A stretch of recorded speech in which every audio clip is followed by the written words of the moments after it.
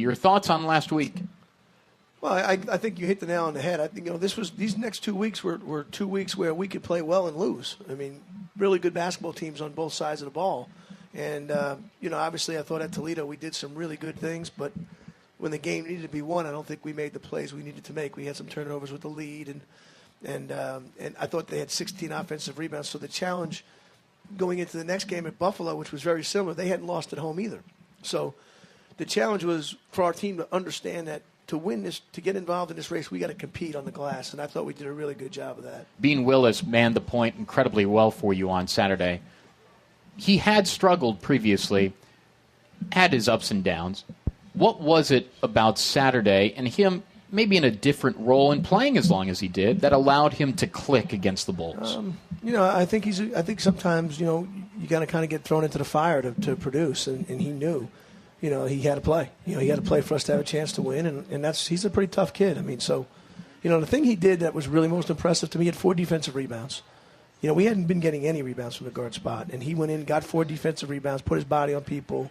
He played, pretty much he had 2 fatigue turnovers, but it pretty much did a decent job of getting us to where we needed to go. He just played with confidence. I mean, it was good to see because, moving forward, I think those are where our team can grow is he produces, Antonio Campbell produces.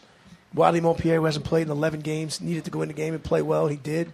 He gave us some good minutes, and that's how your team gets better. So those guys, I was proud of them because those guys all stepped up. And I'd be remiss to me if we didn't mention the job that Travis Wilkins has done. People have to understand how well people look at shooting. And obviously he's shooting the ball well. This kid throws his body around more than anybody I've had in 12 years. He blocked out Javon McCray about 6 times. We showed them all today. Because to me, that's what it's all about. For me to give you respect because I played, anybody can make shots. But those are the selfless things. And we worried, my biggest worry coming to the year was who was going to replace Walter Offutt's toughness. And Ricardo obviously was the guy. He was going to do it. Okay, now Ricardo breaks his leg. Without even asking him, Travis Wilkins has stepped into that role without question. And we would not win 3 games if he didn't do it. 73-70, Ohio won at Buffalo on Saturday. Buffalo had the ball on a side out-of-bounds play above half court with 7 seconds left. Timeout called on the play. Take us into the huddle, Coach. Tell us what you told your team. Tell us about the final play that you drew up. It's funny. The first thing I always tell them is you have to remind them of the score. Okay, because sometimes I've seen it. Guys will forget. So first thing you do, remind them of the score, what can beat us. So our strategy in all those situations is, especially when the ball's in an area where they can score it, okay, we will switch up 3. We will switch every screen. And on the play that they ran, if you watch it, we switched 4 times. Okay. So the communications have to happen before the play's going in. So you have to know, and our players did a great job of it. Everybody's switching. We're switching prevent 3.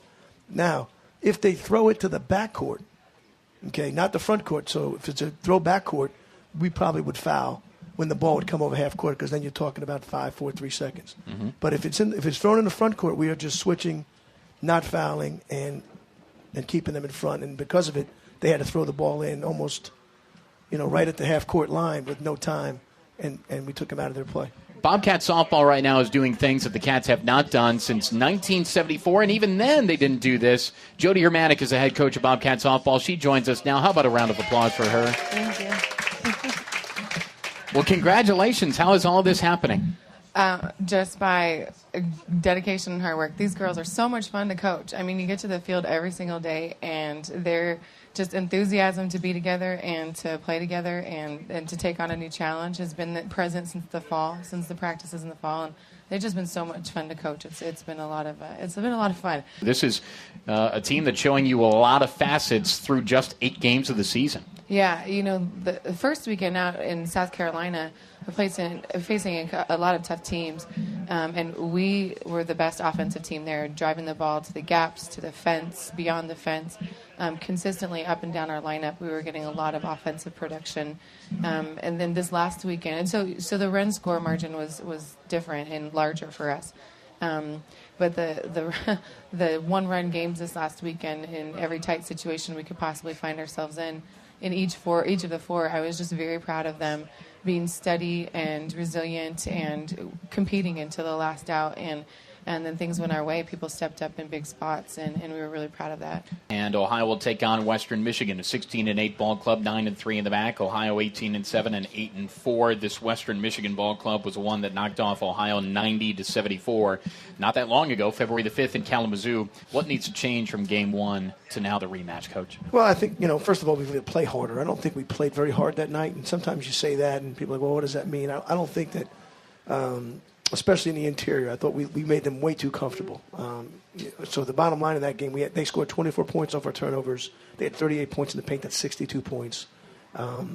So our effort levels got to be better. We probably have to adjust some things that we did to make them a little more uncomfortable. But, we got to play well. They're a really good basketball team that's won 5 in a row, and I think they're probably the most physical team in the league. And they really do a great job of being physical and taking away the front of the rim and scoring at the front of the rim on the other side.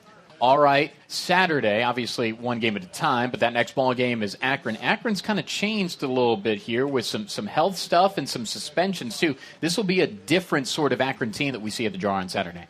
The formula stays the same, and the guy who obviously we've had the most trouble with is still playing.